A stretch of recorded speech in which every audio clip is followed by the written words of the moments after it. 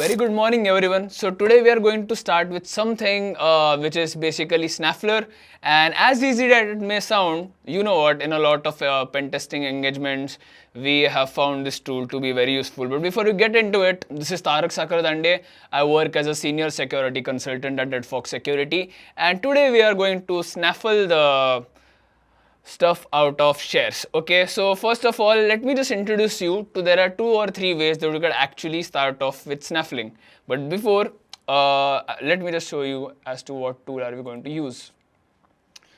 So let's say now you are in a domain and now you are logged in as a machine. This is how a usual pen test starts. You are a domain user and now you have to find your way through. You might have started abusing certificates. Also, you can call enumerating shares a post-exploitation technique. So once you're done with abusing certificates, doing relay-based attacks, and other some misconfigurations, exploiting misconfigurations, you can go for enumerating shares. Okay, so this is something that even in your pen test you can do on your background, and the major things that we look in shares is something sensitive, likewise images, documents, configuration files, and obviously user credentials. So first of all, this is the link where you guys can actually get the snaffler.exe binary. Let's just download it.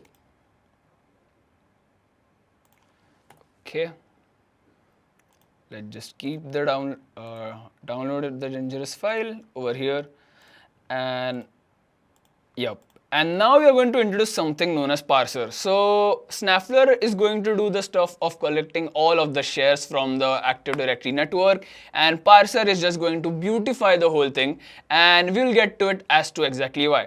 So basically, what Snaffler does is basically it's a tool which is used in order to enumerate shares. So basically Snaffler sends an LDAP query to the domain controller and gets a list of hosts in the network. Once it gets the host in the network, it connects to the SMB protocol on each and every machine, and checks if the current user has read access or write access. If it has read access, it goes down deep into different directories present in the specific share, and if it finds something fishy or something sensitive, it will just report it to you right off the bat on your shell.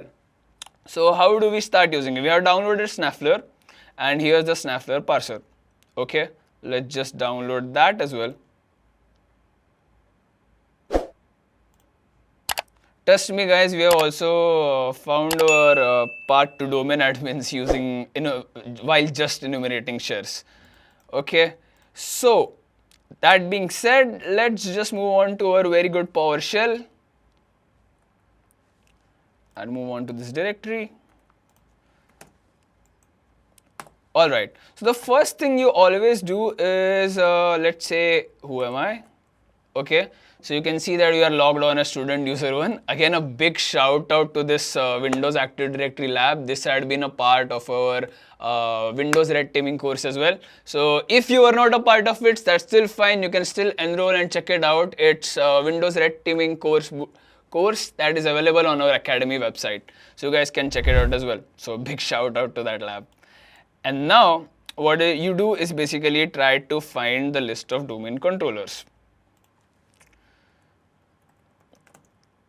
This is something that is a first and foremost step that even I follow in my pen tests.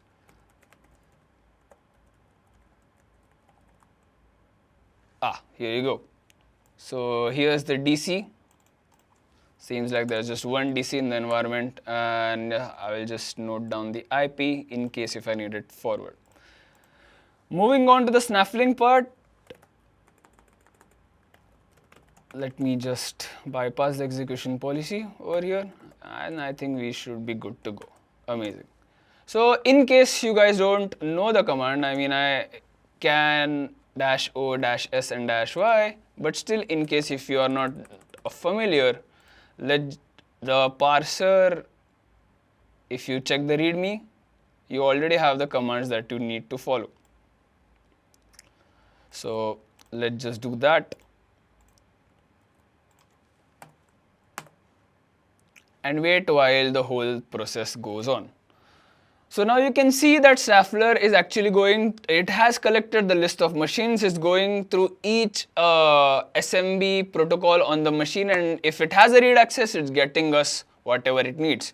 So you can see that there are different files that are being listed. This is a typical approach that we use in pen test. But now we are going to just give it some amount of time so that the whole snaffler.log populates, and then we can move on towards Parser.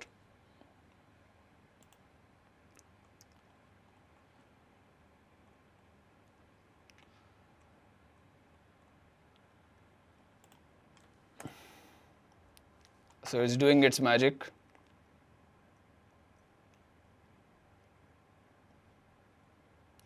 Again, it really depends, since we will get to the use cases of Snaffler, but I mean, since this is a simulated environment, there aren't really much of shares going on. So in that case, you might be okay with this tool. Okay, so likewise, if you could just run Snaffler, a classic example would be to go through. I'll just show you guys.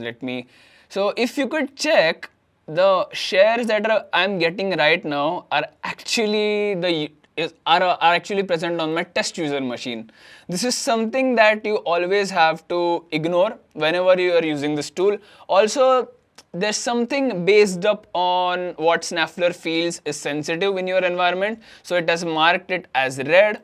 Also, it marks it as yellow, green, and black as well. So you need to keep a closer eye on the ones marked in red. But hey, there are times where it can actually, there's something really sensitive out there, but it's marked under the name of a yellow flag. And I mean, that is something that you need to check on, keep a check. That is why always enumerate shares and not just be more likely dependent on the flags that are being presented by Snaffler to you. Okay, so I think we have a good long list, and a classic way of people doing this was, let me just tell you. Okay, this is my test user machine, though I'm trying to look for something else.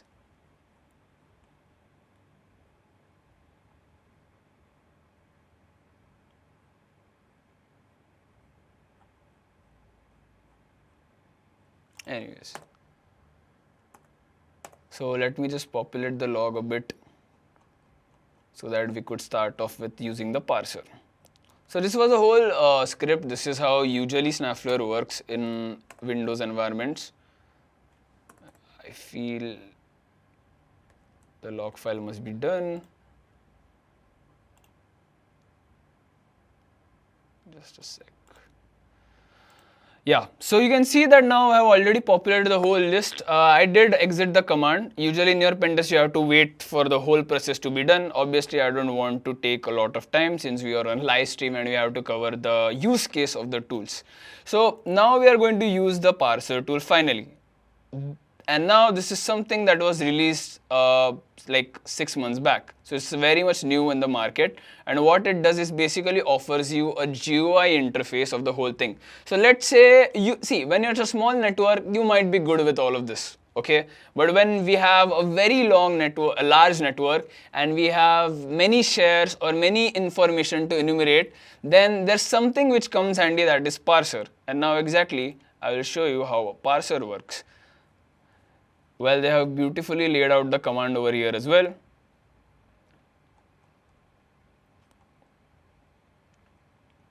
Wait a minute.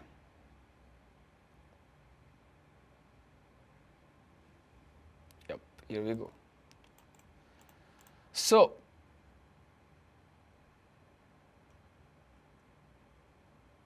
okay, now that being said, let's just move on to. So I feel, let me just check what the file name was. It's snaffler out.txt.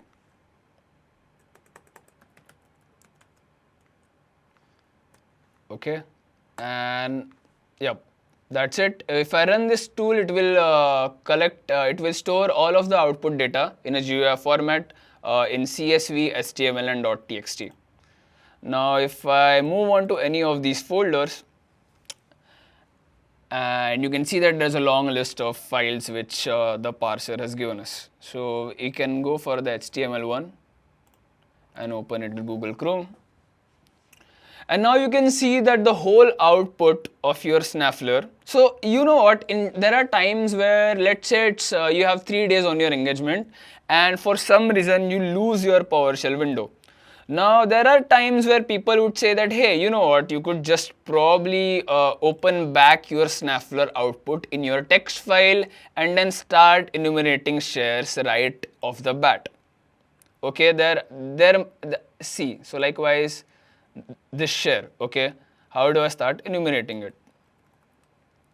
So if I lose my colorful window, I must say, which I had in PowerShell over here, on the second day or third day of the engagement, I might resort, what a lot of people say, that they resort to this log, but it's not enough beautified, right? But how about I have an HTML file already, or I have this log saved, all I can do is just use Parser and get myself the whole data in a GUI format. I can just go on and check back.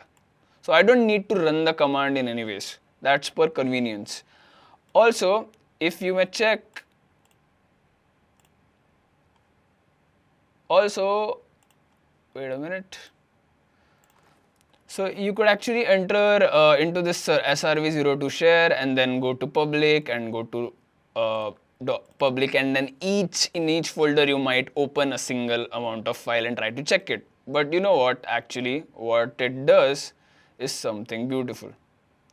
So Parser will just tell you what are the red signs that it does think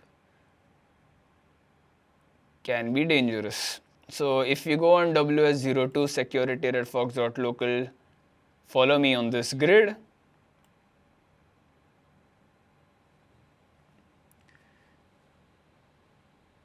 You can see that it's hinting on something hard-coded.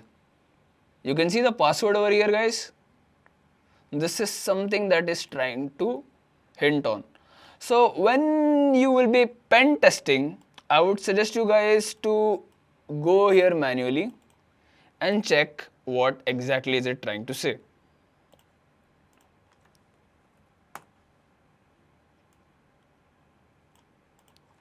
Mr. L. So if I go on share, there's the setup file. If I click on edit and open it,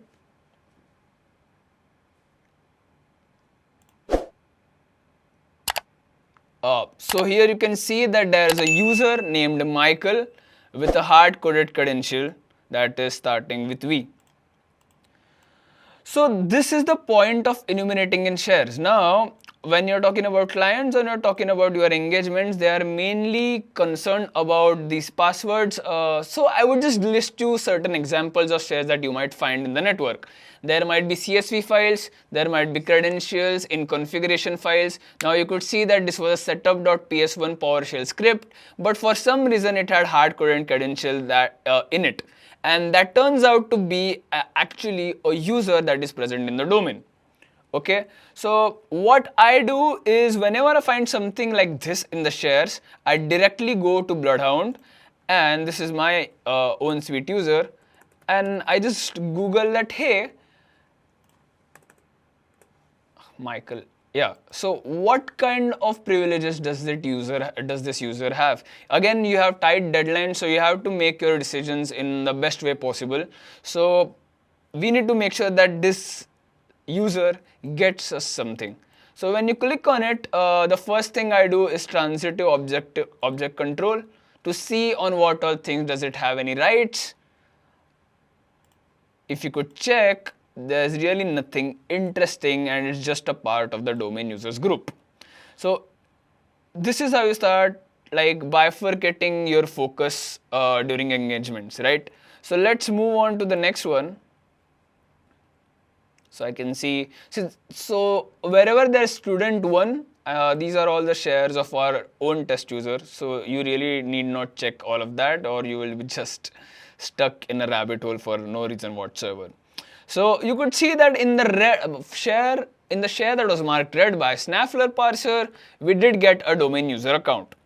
Again, First is secondly, if you move towards the yellow parts, it's not something that you will only get in red. You should enumerate each and every flag of Snaffler. Well, let's move on to this one, which is marked in yellow, that is SRV02. If we move towards the output again, you may see that you get a user ID named Lisa and a password. Okay, so what now? Let's just try checking as to what is there any user named Lisa on the account. Another simple check you could do is, a lot of times people do run into, some users get excited and you know what, they just do this and they're like, oh, okay, it has a lot of rights, but also the main thing that you need to check is if the user is enabled or not.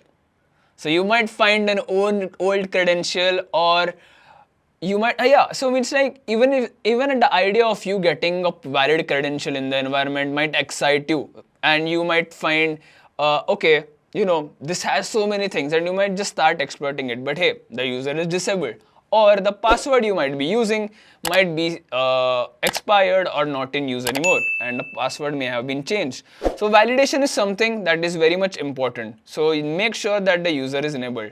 Now we move towards transitive object control, and we check that it's just a member of the domain users group. Never mind. We will just validate the users that we just received using PowerShell. Now, amazing thing to do is actually use the netexec binary. You could also do it through Kali using netexec. So netexec is so people that might be saying that why not crack mapexec, the support has officially ended for that, and also netexec is something that is pretty much I mean, it's like moving with the trend, and also it has a lot of cool features as well. So I have just downloaded this netexec binary. I think it's pretty much convenient, even if you are just netexec, and you will get it on GitHub. In case you don't find it, I will just add it in the description as well. So let's just validate both of our users. Okay, so I move into this directory. I hope this is visible for you guys.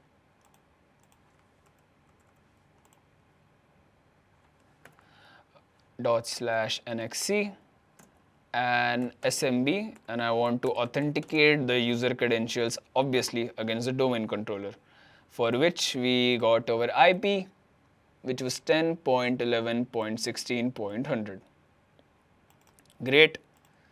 Now let me just give it a username, which was, I think, Michael.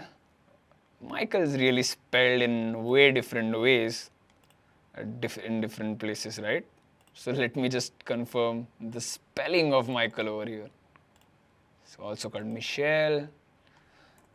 Never mind. Okay, and -p, and now we go on with our very old hard-coded credential. All right. -u -p. I think the command is very much correct, and if I press enter, let it. Maybe if you're running it for the first time, it might take some amount of time, and you can see that it's not validating for some reason. Okay, never mind. I think I did not give it double quotes. So let's do that.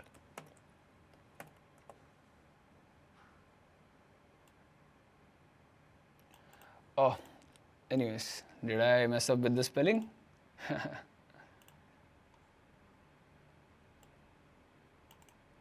Okay, doesn't seem like.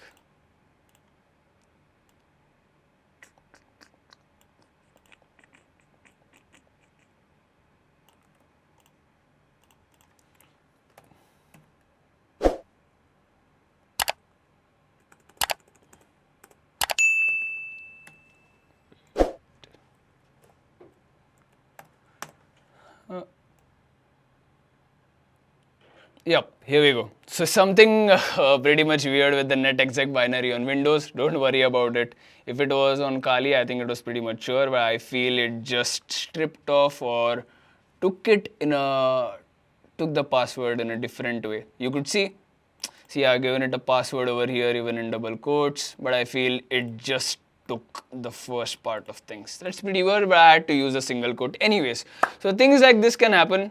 Again, you can see that it's giving us the plus sign. Let me just run the command again on a clearer output. So it's, yeah. So you can see that you are definitely now validating. So from now you could, let's say, if this was not a domain user or it would have been a part of domain admins, you could straight up start off injecting a Rubious ticket for it, and then start off with adding your test user as a part of the domain admins group, which is a lot of times the goal of the engagements. And also you could proceed to create a golden ticket attack or do a lot of stuff. I mean, you are a domain admin now, guys, if you get the domain admin credentials in the shares. Great. So again, let's just do it for the viewers now. Since we have one more user called Lisa, let's say that, let's try that. I mean, okay. So here's Lisa, and we'll try to check the password.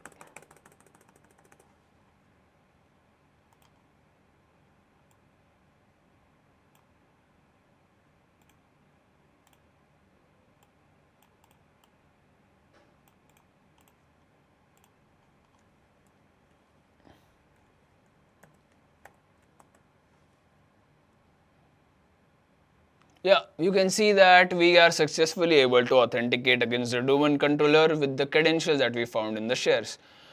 So that is something. Again, this was something about, let me just check if there are any comments. I feel there are ones. Okay, so wait a minute. So the next question goes that, is there any tool in Linux for enumerating shares? Well, yes, now this is a Windows environment and I'm testing on a Windows environment. So Snaffler is something that is very much convenient. But in case you are on a Linux environment, you could go for UncommonShares Python script, which is readily available on Python. Let me just, on GitHub, my bad, sorry. UncommonShares Python GitHub. I hope it doesn't ask me. Yeah, it's asking me for a verification. Just a sec, wait. UncommonShares. This is something that you could use. Let me just link you up with this one.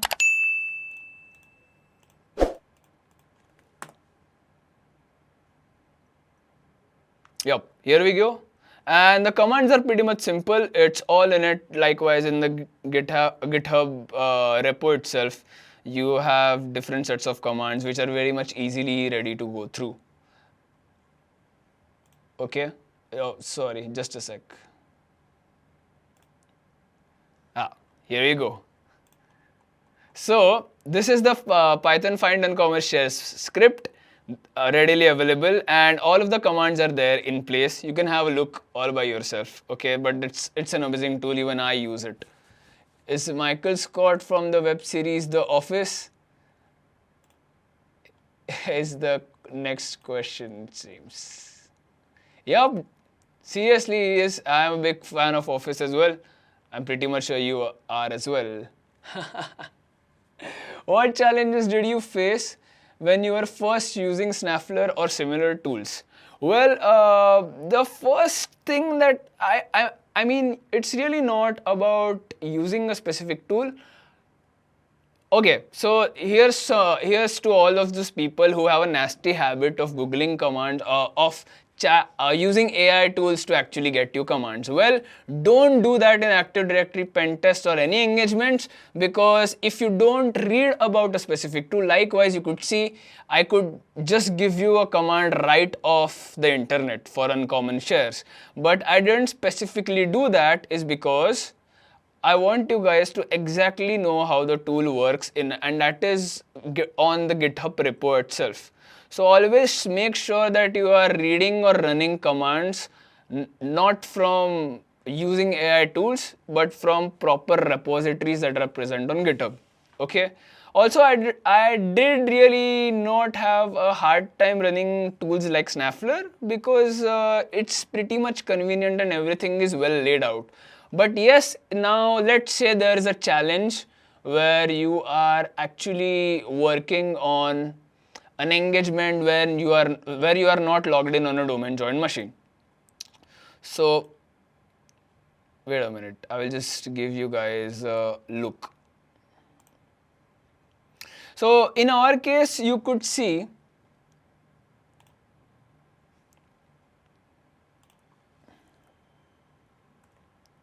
that you are already on a domain joined machine.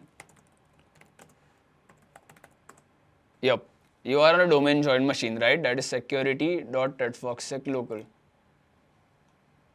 But there are cases in environments or engagements where you are not on a domain joined machine and now you have to run enumerate shares. How do you do that? So Snaffler is not something that is going to come handy on a test machine which is not domain joined. So in that cases, you might hope that you want your Kali machine to be on bridge so that you are connected with their network as well. And now using Kali, you can enumerate shares using the findUncommonShares script, which answers Dhruv's and Sashi's question altogether. Hello Karan sir, how are you? I hope you are doing great. Very insightful, amazing. So that is how you actually use Snaffler, and it's a very beautiful tool. There are times where I got domain admins just by enumerating shares as well. Again, don't be excited, use Bloodhound, map the paths where does the user goes and escalate. Is it worth it? Because again, in a pen test, you have tight deadlines, you need to make decisions quicker. There's no point in falling into rabbit holes. And again, the best part was again validating the user credentials that you find in shares using netexec. Amazing. Let's move on now to certain questions that we have received from the community. So the first question is, what is share enumeration and why do we do it exactly in Active Directory environments? So first of all, shares, I would like to give you an example. Let's say all of these shares are directories where there are files. So in an Active Directory network, there are users like me and you, and we have our files stored. So let's say there are devs, there are different IT professionals or employees who are basically working in the organization and they have a habit of saving their passwords, or let's say likewise this PowerShell script that we did exploit in order to get shares, you could see that it was just a PowerShell script and that might be just be in his environment in order to run a specific program, but it had the user credentials. Also, let's say if there's an IT guy and he's probably doing something on the environment and you happen to be logged in or are trying to snaffle shares that are actually present on his desktop, and you run through his PowerShell history script and you can see that he's actually adding certain users in the environment, and now you get their username as well as the password and you can start moving your way forward, and that is something that is very much essential, and how you could map paths in different ways in the whole world of Active Directory. Second, what exactly is Snaffler and how does it help us during share enumeration? Snaffler, again, it's a share enumeration tool, and basically what it does, it sends an LDAP query to domain controller, collects a list of machines, and on each machine now it wants to go for the share. So what protocol does it hit your mind first? Obviously, it's the SMB protocol. So it checks for SMB protocol present on each machine, and then it checks if we or our test user has a read access on it. If it has a read access on it, it traverses more into these directories and finds everything that's sensitive and gets it to us via the command line, that is the PowerShell. A spicy way of using things is using not the spicy parser, but the Snaffler parser, which I just showed you guys, which beautifully formats the whole thing into GUI format. And again, helping is, I mean, if you are able to get domain credentials or even the MS SQL database credentials, you can get a lot, you can do a lot of stuff with that. How do networks, okay. The next question goes like, is Snaffler easy to use for someone who is new to internal network assessments? Well, pretty much. I mean, the GitHub repo itself covers a lot of things, and I don't really feel, since it's a binary, you really don't have to run into the hassle of much of researching as to what to do and what not. Okay. There's one more question which goes on the community. Likewise, how can share enumeration help us understand the overall security posture of an organization?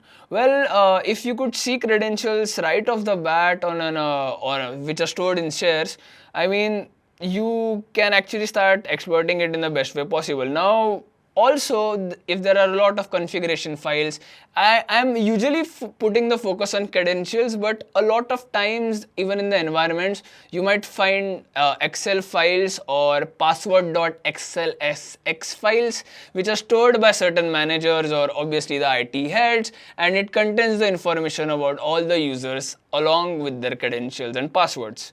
So basically, share enumeration can help you get, again, there are a lot of machines. As you could see that there was SRV02 and WS02, so it gets you an idea of how many machines are there in the environment and what all stuff can you set as a primary target. Again, that is something that would really do good in the if you use Bloodhound tool in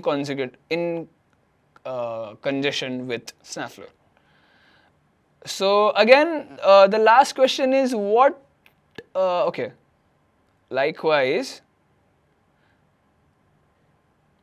can running Snafflers create alerts or get detected by defenders? Well, definitely yes. Whenever you are using Snaffler, make sure that you are using in your pen test and not red team engagements. Again, why is that? Is because this is a very much of a binary that has been commonly used by attackers. So it is heavily signatured, and Windows Defender, since even in this machine, what we have done is we have disabled Windows Defender.